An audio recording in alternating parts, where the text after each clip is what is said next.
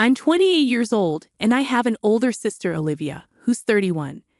Honestly, she hasn't really got her life together, but for some reason, our parents treat her like she's the golden child. Ever since we were kids, Olivia has had this idea in her head that I'm out to steal her thunder or something. Because of that, she's pretty much dedicated her life to one-upping me in everything. Let me break it down for you. It's not just the typical brother-sister rivalry where you might argue over who gets the last piece of cake or something. This goes way deeper.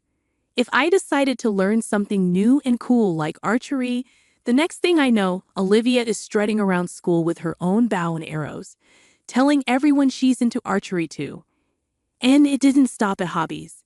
If I ever mentioned in my diary that I liked a guy, bam, she'd be all over him the very next day, flirting like there was no tomorrow. And it wasn't just about boys and hobbies. Even when I decided to eat healthier and exercise more, Olivia would suddenly become all about that healthy life as well, copying my diet and workout routine to a T. It was like whatever I did, she had to do it too. But not in a fun, let's share interests kind of way. More like, I've got to do everything you do and be in all your friend groups. So yeah, if I made a new friend, you could bet Olivia would be right there trying to become their best friend too. So here's the thing. Olivia had this habit of copying me to the point where it felt like she was always trying to be better than me at everything I did. This whole copycat game started to really bug me because it felt like I couldn't have anything that was just mine. I tried talking to my parents about how much this bothered me, but they didn't get it. They would just say stuff like, "Oh, sisters copy each other all the time. It's normal." And they made it seem like I was being silly for wanting to keep some of my interests just to myself. But the real problem wasn't about copying. It was about how I felt like I couldn't have my own space to enjoy the things I liked without Olivia turning it into some sort of competition. It wasn't fun for me. I didn't want to be in a constant battle over who could do something better. I just wanted to chill and do my thing, but Olivia always had to make everything into this big deal where she had to outdo me. To make things even more annoying, it seemed like my parents were always cheering for Olivia, even when I was the one who really cared about whatever we were doing. They would never miss any event or thing Olivia was part of, even if it meant taking time off work. But when it was my turn, suddenly their schedules were too packed, and my stuff didn't seem to matter as much to them. It felt like they were always making a bigger fuss over her achievements and kind of just brushing mine aside. All right, let me tell you how Olivia enjoyed being the center of attention all the time. She used every chance she got to rub it in my face how much our parents seemed to favor her over me. She'd whisper mean things to me when we were near our parents, and if I showed any sign of getting upset, she'd act all innocent, pretending she didn't know why I was bothered. But when we were alone, she'd be even meaner, telling me I should just disappear because nobody would even notice I was gone. Olivia would also tell me to stop being sad about always being in second place to her in everything. But her mean behavior didn't stop with just words. She actually bullied me physically at school a bunch of times. She'd do things like trip me on purpose where everyone could see or hit me, then say it was just a dare from her friends. When my teachers noticed what was happening, they called in my parents to talk about it. They were so serious, they even mentioned suspending me. My parents would tell the school that this was just sibling stuff, and they deal with it at home. But at home, Olivia would twist the story, making it seem like. From the beginning, it seemed like I was the troublemaker, and Olivia's reactions were a result of my actions. Olivia had a talent for turning everything upside down, especially when it involved me. Our parents, bless their hearts, seemed to have blinders on whenever Olivia was involved. Even when she did something outrageously mean, they turned a blind eye. If ever they came close to questioning her actions, Olivia could turn on the waterworks like nobody's business. She'd sob and claim that I was fabricating tales out of sheer jealousy. Unfortunately, this defense worked every single time. My friends, who were true troopers through all of this, began calling Olivia out on her nasty behavior towards me. This seemed to be the cue for Olivia to kick things up a notch. She started concocting elaborate stories complete with self-inflicted bruises or strategically placed bandages. Olivia then went around telling everyone that these were the results of my supposed attacks on her. Trying to defend myself against Olivia's web of lies felt like trying to climb a mountain with no gear.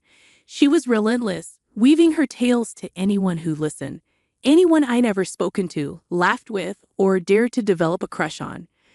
Her aim was to make them see me through her twisted lens. The result? My high school experience was less about learning and growing and more about surviving Olivia's campaign of terror. Just when I thought it couldn't get worse, it did. After Olivia finished high school and took a gap year due to low grades for college admission, I was ready to start my own college journey. Through hard work and maybe a sprinkle of luck, I landed enough scholarships to cover my tuition. I was proud, relieved even. But then the bombshell dropped. In a casual conversation, my parents let slip that they had been saving up for both our college funds. Since I didn't need my share, they decided to funnel everything, including the money earmarked for me, into Olivia's bottomless pit of needs. There it was, the harsh truth laid bare. My efforts to be independent and financially responsible had inadvertently given my parents the green light to use resources meant for me to further indulge Olivia. It was a revelation that stung more than I care to admit, a stark reminder of the imbalance that had colored our sibling rivalry and my parents' favoritism from the start. When my parents laid out the red carpet for Olivia, telling her she could pick any major she fancied, it felt like a slap in the face. But the real kicker came when I discovered that my parents were planning to allocate all the college savings, including the stash intended for me, to Olivia. I was furious. I tried reasoning with them, suggesting that we keep my college fund separate for potential future needs like starting a business or even for my wedding. However, the conversation didn't go as planned. They hit me with the "it's our money, and we'll spend it how we like" speech, insisting that Olivia needed it more than I did. Despite my attempts to argue, they weren't receptive and told me it was time to learn to fend for myself. That night, I cried myself to sleep, feeling like no matter what I did, Olivia would always be the golden child, and I'd remain a mere family footnote. As college move-in day approached, I packed up my life, making sure I took everything to avoid any reason to return home. Predictably, my parents didn't lift a finger to help me move. Their absence had become more expected than shocking by then. During those low moments, feeling like I was on my own, I crossed paths with Adam at one of the college's welcome events.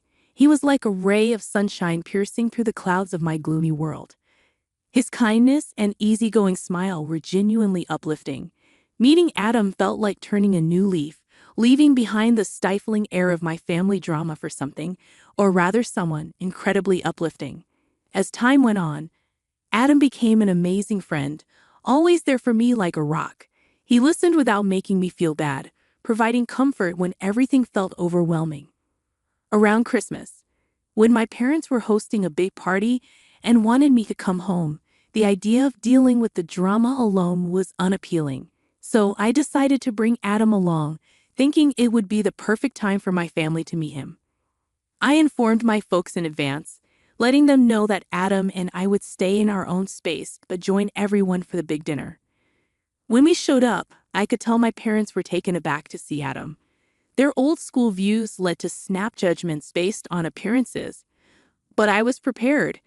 I had filled Adam in on my family, and he charmed everyone with his usual charisma, even catching my mom off guard with a bouquet of flowers. That night, Adam became the star of the show, dropping clever jokes and being his awesome self. He won everyone over with his friendliness, making a sweet speech thanking my parents for letting him join our family gathering. It was cool to see my cousins jokingly ask if he had any brothers, and I was genuinely glad to witness everyone taking to my boyfriend so well. However, I couldn't help but notice Olivia looking extremely annoyed, brewing in her own anger as the evening progressed. Olivia started drinking excessively and whispered things to some of our relatives. It was evident that she wasn't happy about Adam being there and seemed to be plotting something.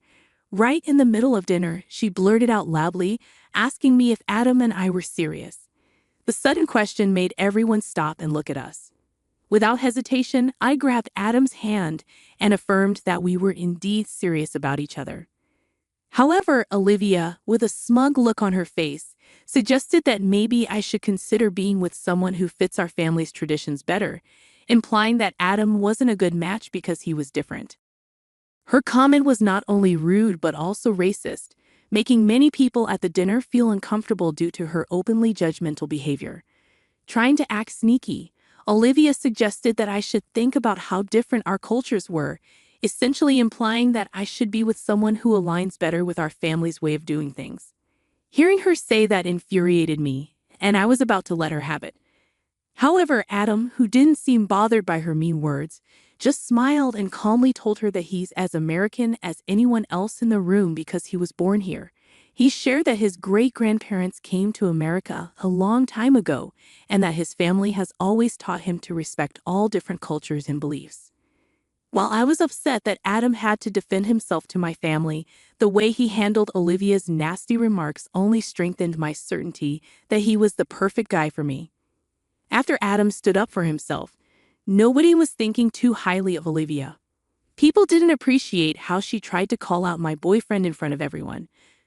For the rest of the evening, Olivia sat by herself, looking angry and sipping on her drink. Especially after we all went back to college, I was so fed up with her behavior that I sent her a lengthy text, expressing my embarrassment to call her my sister and hoping she would stay out of my life. I didn't even want people to know we were related. She responded with a short text that simply said, "Same here, since that big argument." I haven't spoken to Olivia at all. Adam and I successfully completed college and now both hold excellent jobs. 3 years ago, we decided to tie the knot. I invited my parents to the wedding but made it clear that Olivia wasn't welcome. Despite my mom's attempts to change my mind, I wanted our wedding to be truly special and extravagant. My parents were quite shocked by how amazing everything looked. My mom was blown away, and my dad, who typically doesn't say much, remained silent throughout the ceremony.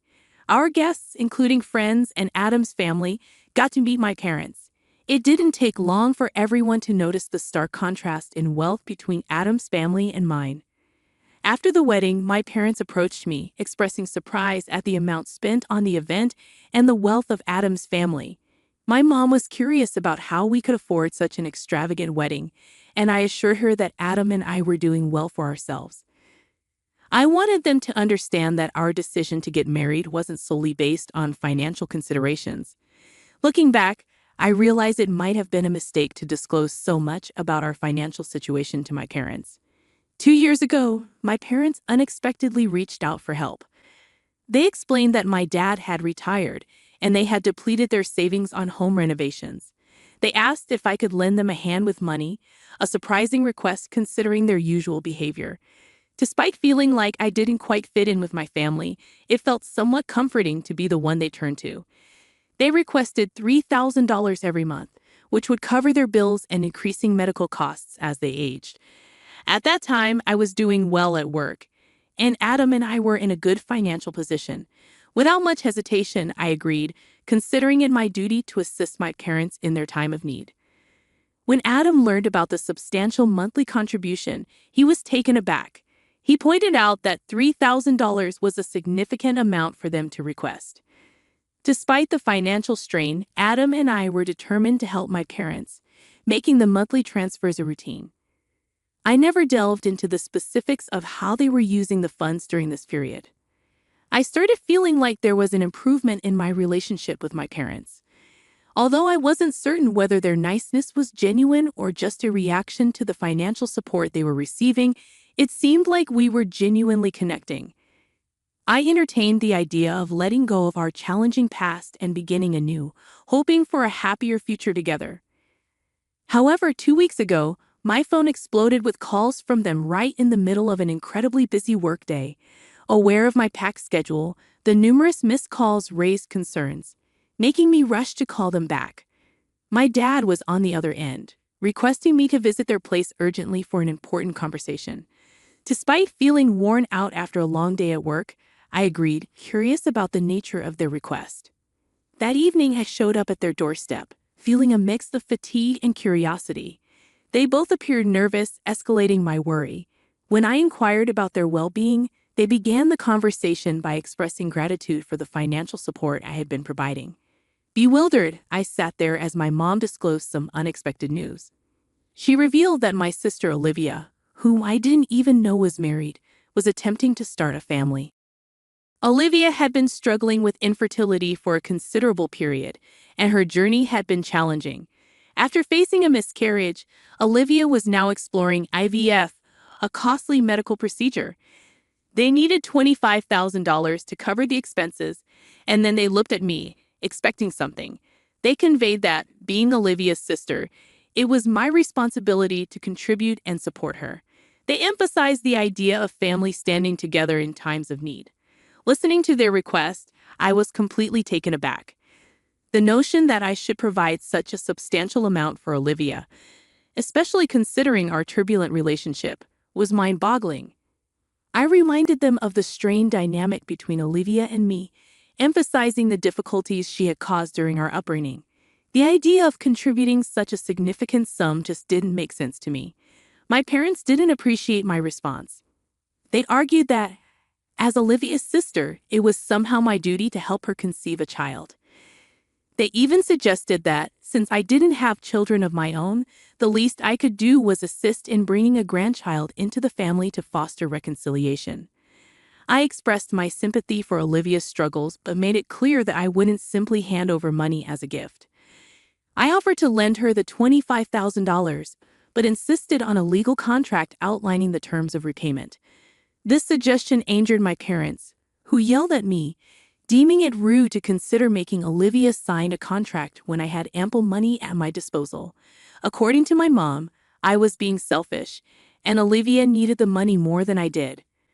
Frustrated by their accusations, I asserted that I had worked hard for my money, had my own life and bills to attend to, and couldn't give away a substantial portion of my savings to someone who had mistreated me and with whom I hadn't communicated in ages. I made it clear that if they weren't okay with my conditions, they shouldn't expect further financial support from me. After my firm statement, my parents began yelling, claiming that my attitude was precisely why they had an issue with me, accusing me of always acting too proud and believing I was better than everyone else. Their sudden change in demeanor shocked me, considering their earlier pleas for money. Despite their attempt to make me feel guilty, I remained steadfast in my decision. However, suspicion crept in, prompting me to investigate the money I had been sending them. I excused myself to go to the bathroom, but instead, I quickly went to my parents' bedroom and found my dad's phone charging on the nightstand.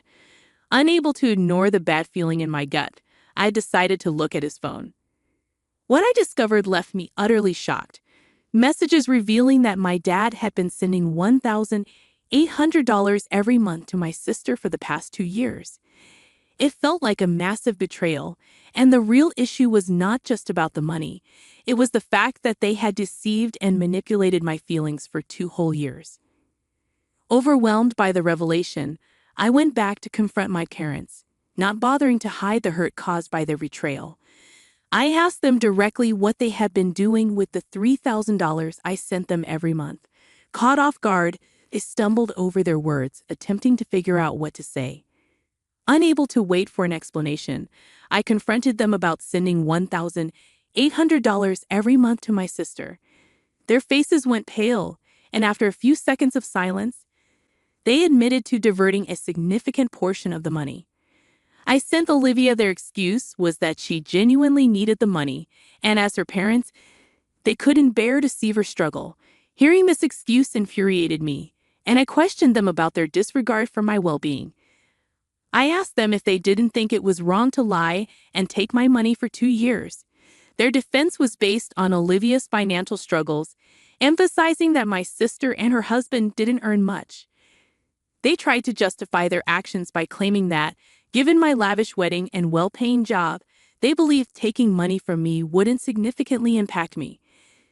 They even mentioned that it was initially Olivia's idea, but they went along with it, thinking they were doing the best for their kids. However, this only intensified my feelings of anger and disappointment. At that point, I had reached my limit. I declared that I wouldn't provide them with any more financial support and that I was done backing them financially. My parents responded with desperation and anger, insisting that I couldn't just stop helping the family when they needed me. I laughed off their pleas and left their house, experiencing a mix of emotions, including anger, sadness, and a sense of relief. Now, as I write this, my parents persistently call and beg me to reconsider, assuring me they won't take any more money if I don't completely cut them off. Despite their attempts to guilt-trip me, I stand firm in my decision. Update 1. I am incredibly grateful for the supportive messages I've received. The guilt from my family has weighed on me, but having someone as amazing as Adam in my life means a lot. I appreciate that people are finally listening to my childhood stories and believing them. Discussing this has been challenging, with some thinking I'm exaggerating, so thank you to everyone I've talked to. Adam is equally upset about my parents deceiving me, and we've decided not to let this happen again, regardless of their current circumstances. Meanwhile, my parents continue to call and text, apologizing, attempting to make me feel guilty, and begging me to change my mind. However, I remain steadfast in my decision to cut off contact with them. Update 2. It's been about 2 weeks since my last update, and something unexpected happened. Out of the blue, Olivia, my stepsister, messaged me. I was surprised because I didn't even know she had my number. Instead of apologizing, she sent me a mean and lengthy text, calling me selfish and childish, expressing her long-standing dislike for me. She even went so far as to label me a gold digger, making baseless accusations. Olivia claimed that I only married Adam for his money and insisted that I should share my wealth with our family because, well, we're family. She expressed regret for not being meaner to me during our childhood, hoping that it would have left a lasting impression on me. Reading her hurtful words brought back all the negative memories from my past, and I couldn't help but cry. When I showed Adam the message, he became furious and decided to take matters into his own hands. Adam initiated a group chat on Messenger with my parents, Olivia, and several relatives and cousins. He shared screenshots of Olivia's message and exposed the lies my parents and Olivia had been telling me for the past 2 years, including the bullying I endured during our childhood. The revelation sparked an intense response from our relatives, who were shocked by my parents' actions and appalled by Olivia's deceitfulness. In subsequent calls with family members, I disclosed more details about how my parents were diverting $1,800 every month to Olivia from the funds I believed were intended for them. The pressure from our relatives embarrassed my parents, who reached out, pleading with me to delete the group chat and pretend it never happened. However, Adam stood firm, refusing to let them off the hook. He warned them that any attempt to ask us for money again would result in legal action, hiring the best lawyers to take them to court. This threat scared them, and they refrained from contacting me. Other family members informed me that my parents were deeply ashamed, especially after addressing Olivia's actions. Despite their apologies and newfound awareness, I decided to keep them out of my life, focusing on happiness with Adam away from the drama. Update 3. I want to express my gratitude for the incredible support you've all provided. The overwhelming encouragement has been amazing, prompting Adam and me to consider seeking therapy to navigate the challenging emotions surrounding my decision to cut ties with my parents and the betrayal by my family. The silence from my parents and Olivia, following Adam's stern warning, assures me that they are too scared to reach out. Moving forward, I aim to prioritize self-care and concentrate on the positive aspects of my life, particularly my time with Adam. While challenges may arise, I remain hopeful that, with the right support, things will improve. I hope this will be the final update on this matter.